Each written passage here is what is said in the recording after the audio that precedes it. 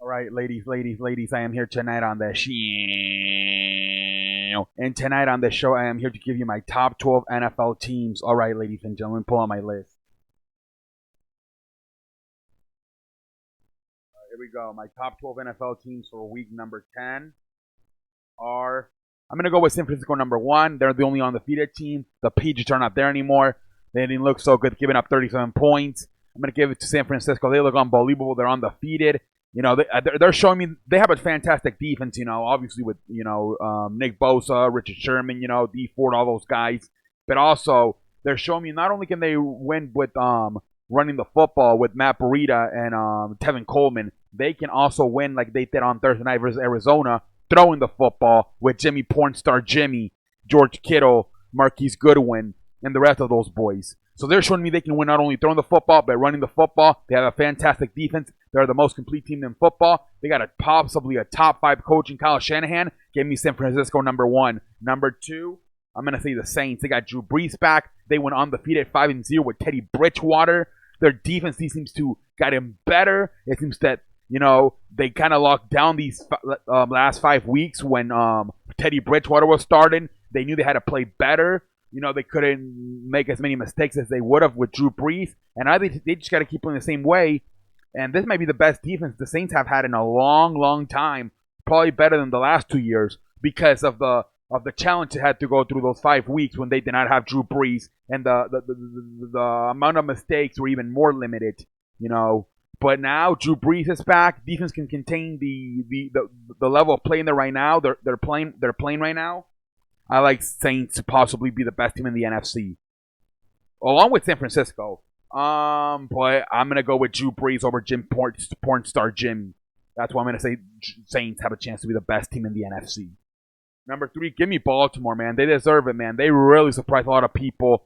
Even their defense played good, man. Their defense played good. Obviously, run the football all over the field. Lamar Jackson, Mark Ingram, they were fantastic, man. Defensive, same thing. If it's not for fumbles, man, this could have been, instead of being 37-20, could have been 37-13. It was very impressive to see what San Francisco, I beg your pardon, what Baltimore did this past Sunday to New England. Jim Harbaugh, when he has a team, he can beat New England. We saw it. We've seen in the past when they had Ed Reed, Ray Lewis on those guys. When he's got a talented team, Jim Harbaugh can beat anybody. Give me Baltimore at number three. Number four, Seattle. Look, I still don't know about them. I think their schedule's been a little bit weak, but I'm going to respect them. That was a hell of a comeback last week on Sunday versus Tampa Bay. Russell Wilson is having a fantastic season. I think he's one of the top three. He's a top 3 contender for MVP right now. They got their biggest test of the season is this upcoming week versus San Francisco. That's going to be a hell of a game.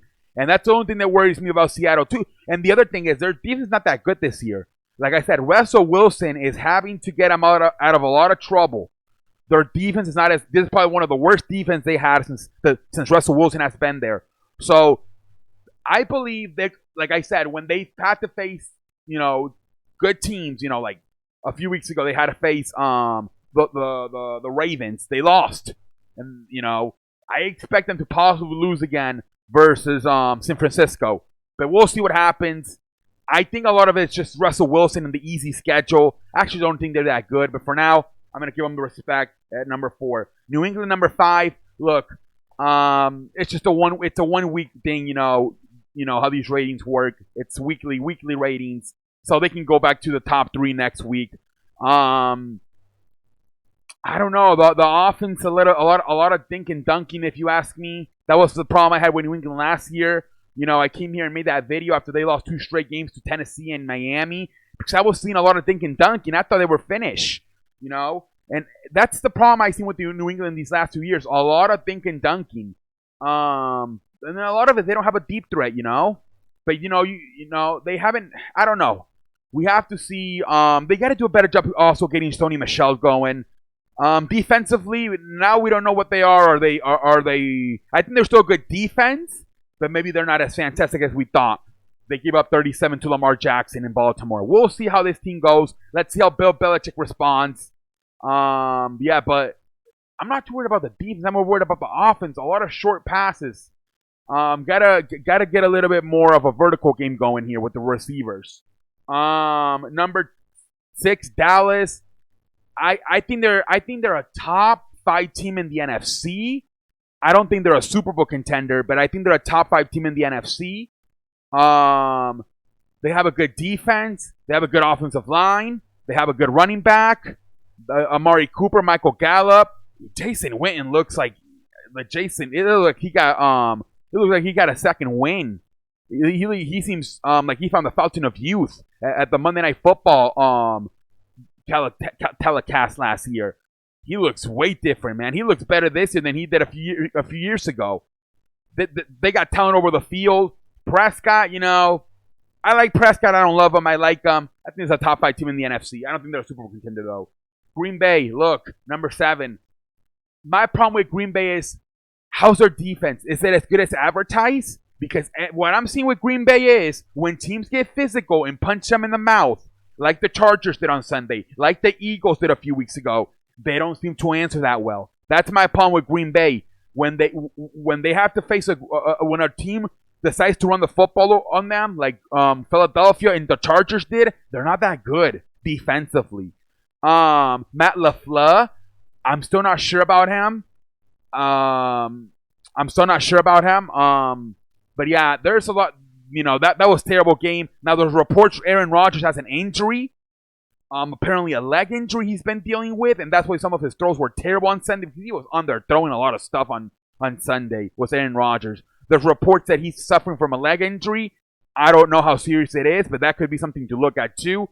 But the defense worries me because, yeah, the Eagles and the Chargers and their 2 losses, they ran the football all over their asses.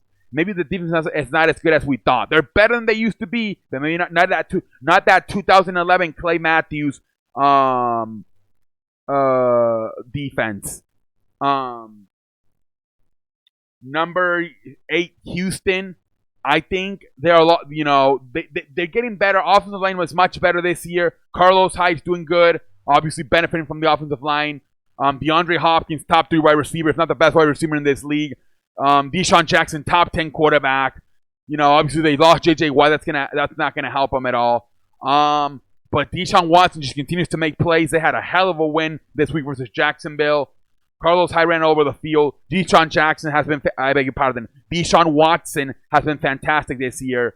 I think for now they're a top 12 team.